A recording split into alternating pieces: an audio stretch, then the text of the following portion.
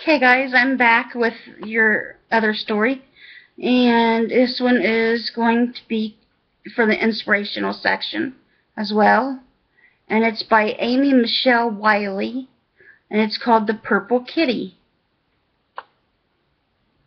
For some reason, Priscilla couldn't explain, she found herself standing in the backyard of the house she had spent her youngest years in.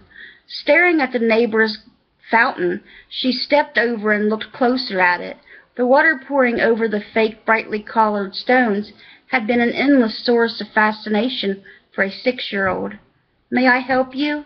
Priscilla jumped and turned with flushed cheeks towards an older woman standing on the porch at the neighbor's house. "I'm sorry, I used to live next door. I was just looking." The lady looked pleasant enough, although why Priscilla couldn't say, since there was a strange woman in her backyard. The lady was studying her thoughtfully. "What's your name?" "Priscilla." "Scylla," the woman cried. "I can't believe it. I am Madeline." Madeline continued speaking, seeming content to let Priscilla stand speechless, trying to connect the woman before her with her remembered face. "I'm sorry you missed Mother. She passed away just a week ago." Madeline wiped her eyes. "Would you come in for a minute?" It seemed rude not to oblige, so Priscilla followed. As she stepped over the threshold, she was aware of her high heels and dress suit that stood in stark contrast to the pink sandals and shorts that accompanied the memory of this house. Turning to survey the blue kitchen, Priscilla caught sight of a yellowed paper and a bit of purple sticking out from under a stack of papers. She gave it a tug and gasped. It was a crayon drawing of a purple cat. "I'm going to draw this one more picture before we move, okay, Mama?" Scylla spread crayons and paper out on the floor and studied them. Her daddy had read her a story in the Bible that had the color purple in it. Purple was an important color, he'd said. Then Scylla's gaze fell on her cat, Minnie, who had crawled in her lap when she had been sad about moving. Yes, a purple kitty was just the thing to comfort Mrs. Madeline if she got lonely. Scylla took her time making the drawing just right. She added wavy whiskers and lots of long purple hair. At the bottom she proudly wrote her name. "All done," Scylla skipped next door. Madeline's oldest daughter opened the door. "Scylla, I'm glad you came over before you left." Madeline was watching TV. Madeline hollered over the noise. "Mother, Silly has brought you something." "You're interrupting my show." Madeline frowned, but she didn't complain when Madeline turned down the volume. Celia handed the paper to the woman. "It'll keep you company after I move." "Thank you," said Madeline, muttered grudgingly. "Goodbye," Celia beamed and skipped back to her house. "We missed you so much when you moved away," Madeline was continuing as she poured iced tea. Priscilla, I swear I can't talk today. Priscilla wondered how much of a conversation she had missed. Madeline looked up. "You know your visits and pictures meant a lot to Mother." Priscilla gave a short laugh. Madeline nodded. "Oh, I know Mother didn't show her emotions, but she really enjoyed you." Perhaps Priscilla had been able to believe that as a child, but not now. "Celia, I want you to see something." Curious, Priscilla found Madeline down the hall. Madeline put her hand on the doorknob of a room. Mother wasn't able to get out of the house easily, so she created her own little gateway. She filled this room with things she loved. "A personal retreat room."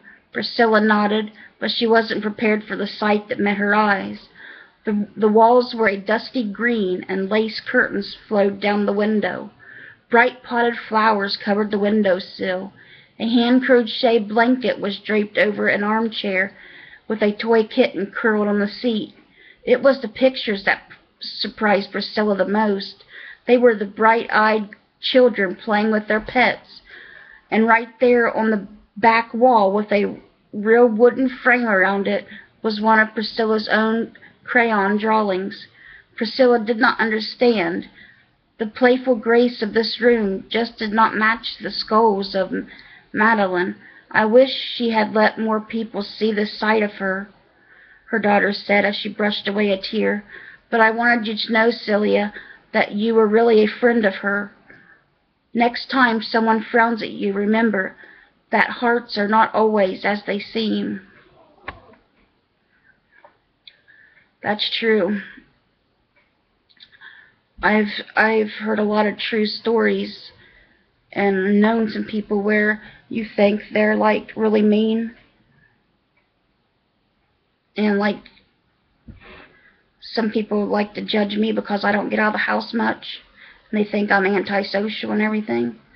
And I've known people that you just think are really mean because of that, but they turn out to be really, really nice people. The people don't even really give them a chance to get to know them. That's sad.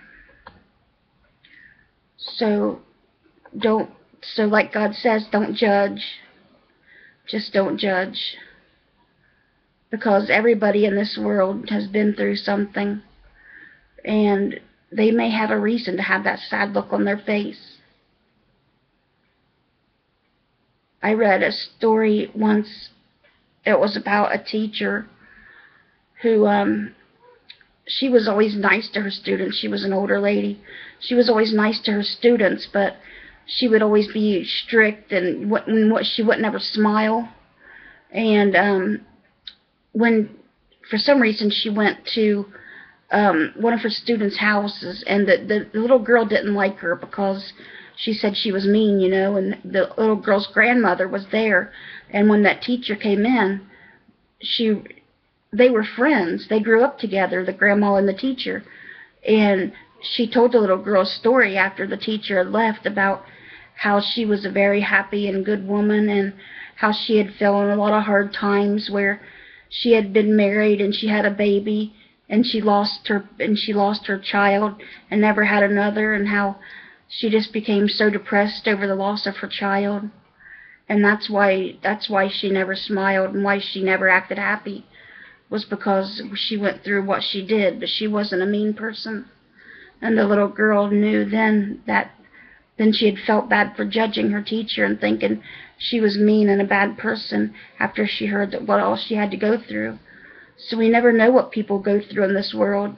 We only see what they show us to see. Only God knows what they really go through, and that's why we're not supposed to judge each other, because we don't know what each other really goes through. And if you know somebody and they're fighting with somebody else, and you only hear one side of the story most of the times. There's always two sides to every story. So don't judge one another. Just be there for one another and love everyone. Just love each other and be there to help each other. That's the best thing that you can do, and that's what God wants you to do.